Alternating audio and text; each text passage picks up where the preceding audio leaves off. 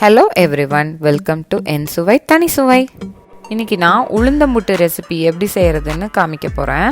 முதல்ல ஒரு கப் கருப்புளுந்து வறுத்துக்கலாம். கருப்புளுந்து இல்லைன்னா வெள்ளை உளுந்தும் போட்டுக்கலாம். இந்த உளுந்து நல்லா சூடேறி வறுப்பட்ட வாசனை வர வரைக்கும் வறுத்து எடுத்துக்கலாம். வறுத்ததுக்கப்புறம் அரை கப் அளவுக்கு பச்சரிசி, அப்படி இல்லைன்னா புழுங்கல் அரிசி கூட போட்டுக்கலாம். அரிசியை இந்த மாதிரி நல்லா பொன்னிறமாக வர வரைக்கும் வறுத்துக்கோங்க.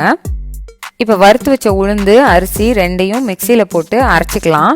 இது கொஞ்சம் நரன்னு இந்த மாதிரி இருக்க மாதிரி அரைச்சா போதும். ரொம்ப ஃபைன் பவுடராகவும் அரைக்கக்கூடாது, ரொம்ப கோர்ஸாகவும் அரைக்கக்கூடாது.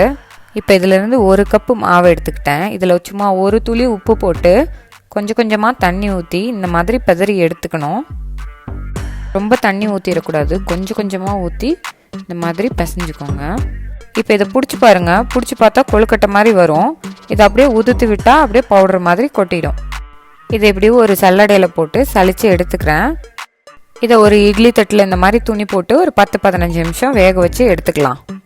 இப்போ இது வெந்துருச்சான்னு பார்க்குறதுக்கு இந்த மாதிரி கையில் எடுத்து இந்த மாதிரி கையில் இப்படி ஒரு உருட்டி பார்த்தீங்கன்னா இப்படி உருண்டுட்டு வரும். அப்படின்னா வெந்துருச்சுன்னு அர்த்தம். வேக வச்ச புட்டு மாவை ஒரு பாத்திரத்தில் போட்டு 1/2 டீஸ்பூன் அளவுக்கு ஏலக்காய் பொடி, 1/2 கப்பு நாட்டு சர்க்கரை, 1/2 கப் அளவுக்கு துருவின தேங்காய், இது எல்லாத்தையும் ஒன்றா போட்டு அப்படியே மிக்ஸ் பண்ணிக்கணும். ரொம்ப ஆரோக்கியமான உளுந்தம்புட்டு ரெடி ஆயிடுச்சு. செஞ்சு பார்த்துட்டு கமெண்ட் பண்ணுங்கள். தேங்க்யூ.